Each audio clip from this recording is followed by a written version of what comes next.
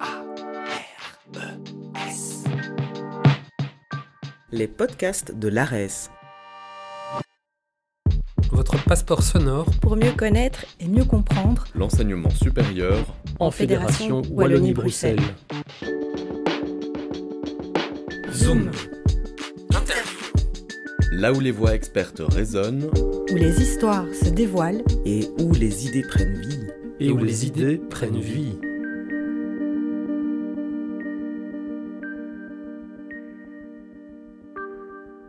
Bonjour, nous avons aujourd'hui avec nous Charlène Caux, directrice des relations internationales à l'ARES. Dans le cadre de vos missions, vous êtes régulièrement amenée à être en contact avec les alliances européennes. L'objectif de ce podcast, ça va être de mieux comprendre cette initiative.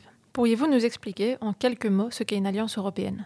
Alors les alliances européennes, on les connaît aussi sous le nom d'alliances d'universités européennes ou d'universités européennes. C'est d'abord important de comprendre que ce ne sont pas que des regroupements qui concernent uniquement les universités, mais que ça concerne aussi les hautes écoles et les écoles supérieures des arts en communauté française. Alors très concrètement, une alliance européenne, c'est un regroupement de minimum 3 établissements d'enseignement supérieur, issus de minimum 3 pays de l'Union européenne, qui se regroupent et qui mettent des ressources en commun pour proposer des activités conjointes. En moyenne, la plupart des alliances comptent environ 9 membres, donc 9 établissements d'enseignement supérieur qui créent entre eux des méga-campus sans frontières. Alors parmi les objectifs qu'ils visent, il y a par exemple l'objectif d'atteindre au moins 50% de mobilité des étudiants. Ça veut dire qu'au moins la moitié des étudiants doivent connaître dans leur parcours une mobilité qui peut être physique, mais aussi aujourd'hui par exemple virtuelle, en tout cas en partie. C'est aussi des alliances qui peuvent proposer des diplômes conjoints ou des codiplomations. Donc ça veut dire des parcours d'études qui sont vraiment faits sur mesure pour prévoir des mobilités et qu'à la fin l'étudiant puisse obtenir plusieurs diplômes issus des établissements de l'Alliance ou un diplôme conjoint qui va être délivré par l'Alliance elle-même. Il y a aussi de plus en plus d'opportunités d'apprentissage flexible qui vont être proposées à des étudiants, par exemple, sur des plus courtes périodes. On parle aujourd'hui d'apprentissages qui vont durer une semaine, parfois un mois ou un peu plus. Et c'est ce qu'on appelle des microcrédits qui sont prévus pour être plus accessibles aussi pour des publics fragilisés. Un autre objectif poursuivi par les alliances, c'est de développer des nouvelles pédagogies qui n'auraient peut-être pas pu être développées sans mettre ensemble différents établissements pour réfléchir à ces pédagogies, ou même de mettre en commun des infrastructures de recherche, par exemple, ou de développer ce qu'on appelle des campus digitaux, où il pourra y avoir le développement d'une offre de MOOC en ligne. Donc un étudiant sur un campus va pouvoir aussi accéder à une certaine offre de cours en ligne offerte par un autre établissement au-delà de ses frontières. Et d'où vient cette idée des alliances ? Alors au tout début, c'est une initiative qui a été proposée par le président de la République française Emmanuel Macron lors d'un discours très connu à la Sorbonne qu'il a fait en septembre 2017 où il proposait cette idée d'alliance d'université européenne. L'idée en fait au départ de ces alliances, c'est un peu d'inscrire ce projet dans la continuité de ce qu'on appelle le processus de Bologne. Alors le processus de Bologne, pour rappel, c'est un processus interinstitutionnel qui rassemble aujourd'hui 48 États qui collaborent depuis 1998 et dont l'objectif c'était de renforcer les convergences entre nos systèmes d'enseignement supérieur nationaux. On parle aujourd'hui du développement de l'espace européen de l'enseignement supérieur. C'est cet espace qui a été développé par le processus de Bologne. Et les aboutissements qui sont les plus connus et les plus visibles de ce système, c'est notamment la structuration de notre système, par exemple, en 3 cycles, bachelier, master, doctorat, ou l'homogénéisation des périodes d'apprentissage en crédit. Aujourd'hui, si on parle en crédit, c'est notamment grâce au processus de Bologne. Et c'est aussi grâce à eux qu'on parle de reconnaissance de diplôme et que si aujourd'hui, un étudiant qui va étudier dans un autre pays européen a l'opportunité d'essayer de faire reconnaître son diplôme, c'est notamment grâce aux outils qui ont été développés par ce processus. Et donc tous ces outils en fait ont fortement favorisé à renforcer la mobilité étudiante en permettant d'imaginer des systèmes d'enseignement supérieur qui parviennent à se comprendre entre eux. Alors en support du processus de Bologne, il y a l'Union européenne aussi, et là on parle de 27 États membres qui a accompagné ce type d'initiative depuis maintenant une 30aine d'années via le programme Erasmus qui est le plus connu pour ça et qui elle a souhaité développer ce qu'elle appelle l'espace européen de l'éducation, donc à ne pas confondre avec l'espace européen de l'enseignement supérieur qui lui est lié à l'espace de Bologne. Et donc dans les faits, l'Union européenne a accompagné cet espace de Bologne et a fait évoluer les choses puisque depuis les années 80, son programme Erasmus a énormément évolué. Tout départ, on parlait uniquement de mobilité étudiante typiquement pour un semestre, mais depuis lors, grâce à l'Union européenne, les établissements d'enseignement supérieur ont énormément élargi le champ de leur coopération internationale. Et en fait, les alliances européennes, pour y revenir, c'est une émanation de la coopération intra-européenne qui représente aujourd'hui un modèle encore plus poussé de coopération entre nos établissements qui ne doivent non plus uniquement se comprendre, mais qui doivent presque s'intégrer les uns aux autres en créant des supracampus intra- et inter-établissements où la mobilité va être encore plus facilitée. Et quels étaient les objectifs visés par l'Union européenne quand cette initiative a été lancée ? Alors, ce qu'il faut savoir, c'est que l'éducation, depuis longtemps, c'est un outil de soft power au niveau européen, donc qui lui permet en fait d'orienter ses relations avec d'autres régions du monde. C'est un peu un outil de séduction pour l'Union européenne. Et donc, ce projet d'alliance européenne, il est aussi parti du constat de nouveaux challenges pour l'Union européenne sur la scène internationale, qui est quand même devenue la scène internationale un espace de plus en plus complexe, compétitif. On parle notamment en matière d'enseignement de montée en puissance de grands acteurs asiatiques, par exemple, mais aussi de façon plus large. On parle aujourd'hui, bien sûr, de changement climatique, de perte de biodiversité, de transformation numérique, de vieillissement de la population. Et donc, face à ces constats, l'Union européenne a vraiment souhaité mettre ces établissements d'enseignement supérieur au centre de ces enjeux et leur faire jouer un rôle pour pouvoir incarner les valeurs du projet européen, de démocratie, de promotion du multilinguisme et d'inclusion. Donc vraiment, c'est face aussi à ces constats que ce projet a été imaginé. Et très très vite, les universités européennes se sont révélées, grâce à ça, constituer un vecteur central de l'intégration de l'espace européen de l'enseignement supérieur. Et elles ont été vraiment conçues comme de véritables laboratoires pour façonner l'université du futur et pour développer des stratégies communes d'excellence en formation et en recherche. Mais vous nous parlez de université du futur, mais qu'est-ce qui se cache derrière ce concept ? Pour la Commission, en fait, dès le départ, l'université du futur, ça voulait d'abord dire abaisser les frontières entre les campus. L'ambition, c'était vraiment d'adopter des modes d'enseignement qui puissent être les plus novateurs possibles, avec une approche interdisciplinaire, de promouvoir, comme je le disais, le multilinguisme, mais aussi les valeurs et l'identité européenne. Et donc, c'était aussi de promouvoir l'ouverture à la société, tout en sachant qu'un des grands thèmes des alliances européennes, c'est l'inclusion. Aujourd'hui, se pose vraiment la question, au sein de ces alliances, de savoir comment inclure davantage d'étudiants, que ce ne soit pas toujours les mêmes étudiants qui se posent la question de partir en mobilité, mais qu'on parvienne aussi à toucher un public beaucoup plus large de personnes qui s'intéressent à l'impact de l'internationalisation sur leur cursus et puis sur leur vie de façon plus générale. Et de façon plus concrète, pour les étudiantes et les étudiants, les alliances européennes, c'est un accès vraiment à un campus élargi, à une panoplie de nouvelles opportunités. Par exemple, je le disais, des cours à distance, mais aussi des méthodes pédagogiques qui sont tout à fait innovantes. Par ailleurs, pour les scientifiques et les académiques, c'est vraiment l'opportunité de venir trouver des collaborations renforcées et élargies et de venir trouver aussi davantage de possibilités d'aller enseigner dans des établissements partenaires. Typiquement aussi pour les membres du personnel administratif, ça doit être de nouvelles opportunités d'apprendre les uns les autres, d'aller se former chez les partenaires et avec ça venir renforcer les systèmes administratifs de chacun des établissements qui sont partenaires. Alors un élément aussi qui est assez intéressant, c'est que les alliances européennes ont aussi été conçues pour apporter une plus-value pour les communautés et les régions dans lesquelles elles sont implantées. Et donc elles peuvent par exemple notamment permettre de répondre à des problèmes de pénurie et renforcer les formations liées aux métiers en pénurie, ou par exemple de tourner la recherche davantage vers le développement local. Alors bien sûr, ce ne sont pas du tout des préoccupations qui sont nouvelles pour les établissements d'enseignement supérieur, mais de façon très concrète, ce qu'a souhaité l'Union européenne, c'est que les établissements puissent travailler entre eux pour encore renforcer ça et pour trouver de nouvelles solutions à des problèmes qui sont parfois communs et qui nécessitent de mettre en commun des ressources. Et donc, très concrètement, les villes et les régions peuvent devenir partenaires de ces alliances, tout comme c'est le cas pour le secteur privé. Ça permet notamment de faciliter un lien plus aisé vers le marché du travail. Et pour zoomer davantage sur la Fédération Wallonie-Bruxelles, la communauté française, quels établissements de communautés françaises font partie de ces alliances ?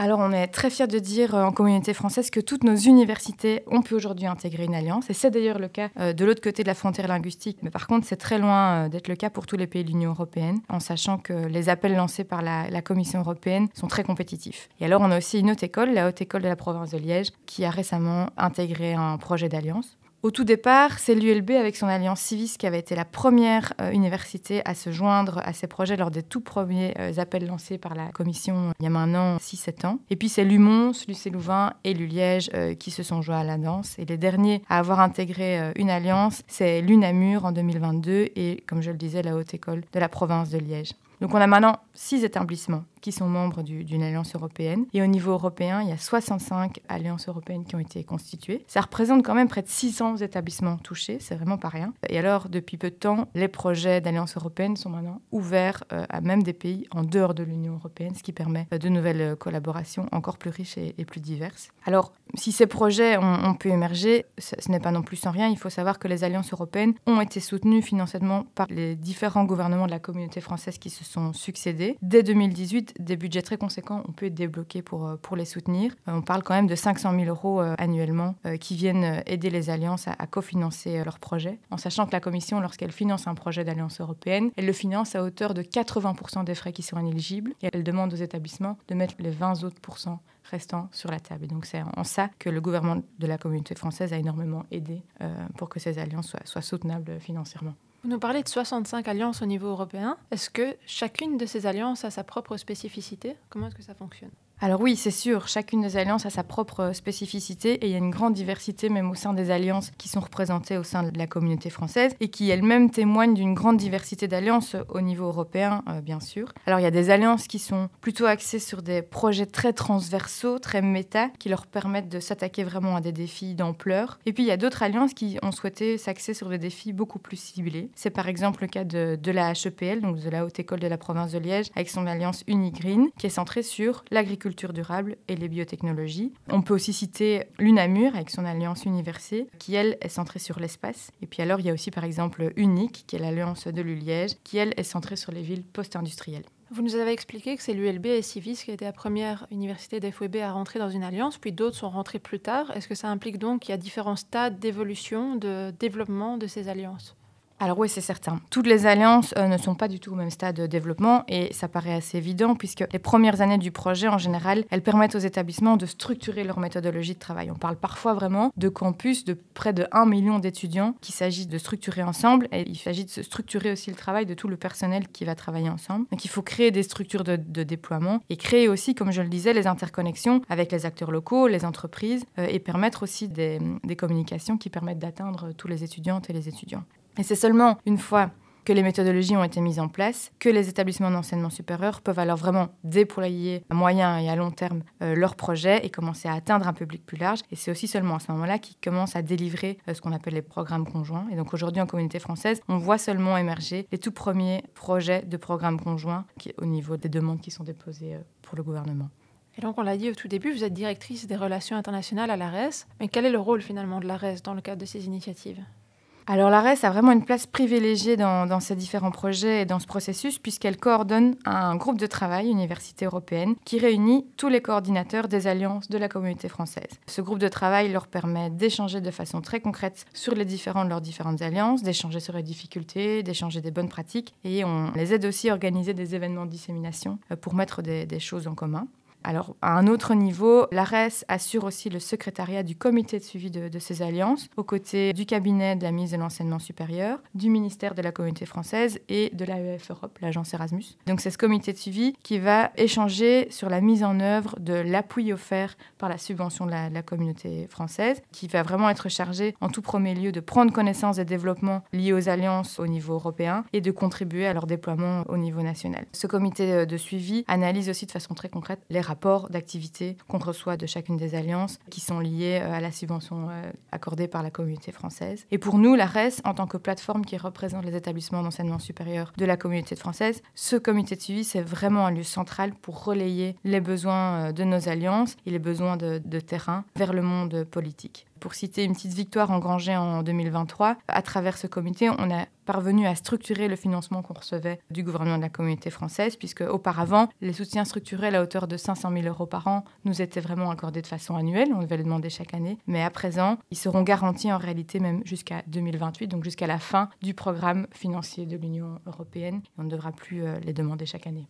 Quels sont les grands défis actuels pour les alliances ? Alors, ils sont multiples et tout d'abord, je pense qu'au cœur même du projet, il y a un certain manque, et c'est bien normal, d'interopérabilité entre nos systèmes d'enseignement nationaux. Ça ne surprend personne de dire que c'est pas les mêmes calendriers académiques, c'est pas les mêmes façons d'encoder les mobilités des étudiants, c'est pas la même façon de prendre en compte les nouveaux formats de mobilité, c'est pas les mêmes façons de fonctionner avec le gouvernement et tout simplement, c'est parfois même pas les mêmes plateformes informatiques pour accéder aux programmes de cours ou aux services administratifs des différents établissements. Et c'est bien là qu'est tout l'intérêt du projet, c'est de pousser les établissements à trouver des solutions et à s'atteler à ces différences tout en gardant la spécificité de chacun des systèmes, et ça, c'est vraiment très important. Une deuxième problématique qui est souvent soulevée, le risque de la naissance d'un système à deux vitesses. Aujourd'hui, il faut savoir que ce sont principalement les gros établissements, et typiquement les universités qu'on dit complètes, donc qui proposent une très large panoplie de programmes d'études, qui parviennent à intégrer ces programmes très très compétitifs au niveau européen, et c'est moins le cas pour des plus petits établissements, même si c'est aussi le cas pour eux. Et donc tout l'enjeu, ça va être de pouvoir intégrer, ou à tout le moins faire bénéficier les plus petits établissements aux retombées du projet.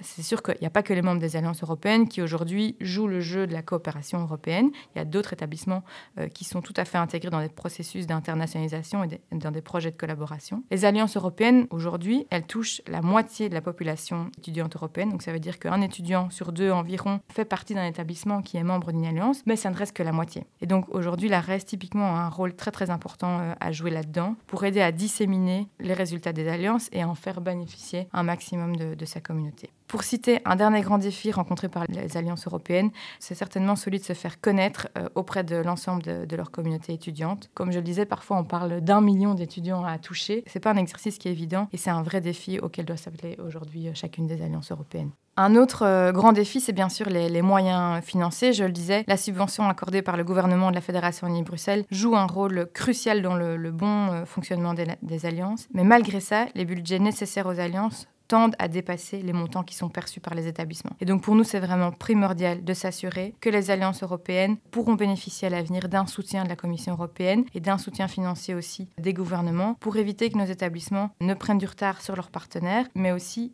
que des disparités trop grandes de financement entre les différents États membres ne viennent créer des écarts et des alliances à plusieurs vitesses. On a discuté de l'historique de cette initiative, des grands défis, mais pour vous, quelle est la prochaine étape du développement des alliances ? Alors c'est vraiment une question complexe parce que comme je le disais, ces alliances ne sont pas au même stade de développement et elles présentent des caractéristiques vraiment différentes. Mais on peut peut-être souligner une discussion qui est très importante pour le moment au niveau de l'Union européenne. Ce sont les discussions qui portent sur la création d'un diplôme européen et dans un premier temps d'un label lié à un diplôme européen qui serait délivré par les alliances mais pas uniquement. On parle donc d'un diplôme conjoint qui pourrait être délivré au niveau d'un bachelier, d'un master ou d'un doctorat par tous les établissements membres d'une alliance. Ce sont des développements qui posent encore de nombreuses questions car aujourd'hui, ça reste encore la prérogative des États membres de délivrer des diplômes. Ça pose aussi beaucoup de questions quant à la faisabilité de la chose. Et ce sont vraiment des discussions qui mériteront une attention toute particulière, y compris à l'ARES en 2026. D'autant plus que la Commission a annoncé ne pas uniquement les réserver aux alliances européennes, mais aussi aux établissements qui collaborent au niveau européen et au-delà de façon plus large. Pour conclure, qu'est-ce que vous retenez comme succès majeur des alliances européennes jusqu'ici ? Un des succès majeurs que je pourrais citer, c'est le fait que les alliances contribuent à augmenter le dialogue avec les étudiants. Donc il faut savoir que les alliances participent à la discussion au niveau européen sur le futur de notre enseignement supérieur, mais les étudiants doivent pouvoir également eux aussi être intégrés à ça. Et aujourd'hui, par exemple, on voit que plusieurs universités européennes ont lancé une initiative locale qui permet de donner plus de pouvoir aux étudiants et de leur donner leur mot à dire sur l'avenir de l'Europe. Ils ont créé une initiative qui s'appelle l'Assemblée européenne des étudiants, l'ESA, qui se tient une fois par an au printemps au Parlement européen à Strasbourg. Elle rassemble aujourd'hui plus de 200 étudiants qui sont issus des différentes alliances d'universités européennes à travers l'Europe et qui viennent discuter ensemble de thèmes essentiels à l'avenir de l'Union européenne. L'événement en est déjà à sa 4e édition en 2025 et on espère qu'il en aura beaucoup d'autres à l'avenir. À un autre niveau, un grand succès des alliances européennes, c'est la création d'une communauté d'experts. Et on en est vraiment témoin ici à l'ARES. Les représentants des différentes alliances avec qui on travaille deviennent vraiment des experts de la collaboration européenne et tirent de plus en plus l'agenda de nos travaux. Ils ne sont bien sûr pas les seuls à le faire, mais c'est certains qui gagnent en expertise à ce niveau-là. Leur objectif, à ces représentants des alliances européennes, c'est d'aider à abaisser les barrières administratives entre les établissements, à faciliter les procédures pour délivrer des diplômes conjoints et à trouver des solutions pour toujours développer plus de mobilité étudiante et pour toucher de nouveaux types d'étudiantes et d'étudiants.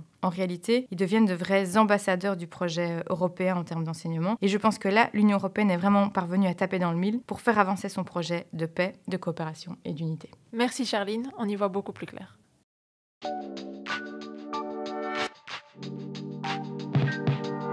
Les podcasts de l'ARES. Merci d'avoir embarqué avec nous dans cet épisode du podcast de l'ARES. Retrouvez nos interviews, nos tables rondes et nos reportages sur votre plateforme de podcast. À bientôt Pour de nouvelles découvertes.